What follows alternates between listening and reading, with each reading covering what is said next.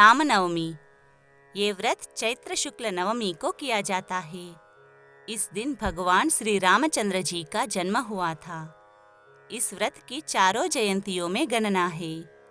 इसमें मध्याह्न व्यापिनी शुद्धा तिथि ली जाती है। यदि वो 2 दिन मध्याह्न व्यापिनी हो या दोनों दिनों में ही न हो तो पहला व्रत करना चाहिए।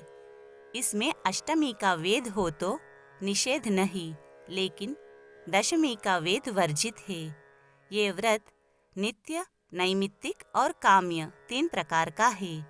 नित्य होने से इसे निष्काम भावना रखकर आजीवन किया जाए तो उसका अनंत और अमिट फल होता है, और किसी निमित्त या कामना से किया जाए तो उसका यथेच्छ फल मिलता है। भगवान श्री रामचंद्र जी का जब जन्म हुआ उस समय चैत्र शुक्ल नवमी, गुरुवार, पुष्य या दूसरे मत से पुनर्वसु, मध्याह्न और कर्क लग्न था। उत्सव के दिन ये सब तो सदैव आ नहीं सकते, परंतु जन्मरक्ष कई बार आ जाता है, अतः वो हो तो उसे अवश्य लेना चाहिए। जो मनुष्य रामनवमी का भक्ति और विश्वास के साथ व्रत करते हैं उनको महान फल मिलता है। व्रती को व्रत के पहले दिन यानी चैत्र शुक्ल अष्टमी को प्रातः स्नानादि से निश्चिंत होकर भगवान श्री रामचंद्र जी का स्मरण करना चाहिए। दूसरे दिन यानी चैत्र शुक्ल नवमी को नित्य कृत्य से अतिशीघ्र निवृत्त होकर उपोष्य नवमी त्वद्य यामेष्वष्टसु राघवा तेन प्रीतो भवत्वं भो संसारात त्राहि माम हरे।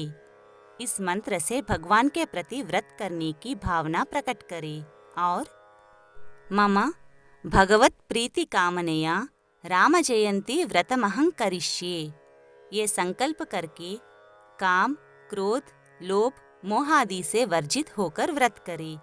तत्पश्चात मंदिर अथवा अपने मकान को ध्वजा, पताका, तोरण और बंधनवार आदि से सुशोभित करके उसके उत्तर भाग में रंगीन कपड़े का मंडप बनाए और उसके अंदर सर्वतोभद्र मंडल की रचना करके उसके मध्य भाग में यथाविधि कलश स्थापन करे। कलश के ऊपर राम पंचायतन की यानी जिसके मध्य में राम सीता, दोनों पार्श्वों में भरत और शत्रुघ्न, पृष्ठ प्रदेश में लक्ष्मण और पादतल में हनुमान जी की सुवर्ण निर्मित मूर्ति स्थापन करके उसका आवाहनादि षोडशोपचार पूजन करे। रामनवमी के दिन व्रती को उपवास रखना चाहिए और दिन भर भगवान का भजन स्मरण, स्तोत्र पाठ, दान पुण्य, हवन, पितृश्राद्ध और उत्सव करे और रात्रि में उत्तम प्रकार के गायन, वादन, नर्तन जैसे रामलीला और चरित्र श्रवणादि के द्वारा जागरण करे तथा दूसरे दिन यानी दशमी को पारण करके व्रत का विसर्जन करे। सामर्थ्य हो तो सुवर्ण की मूर्ति का दान और ब्राह्मण भोजन कराए।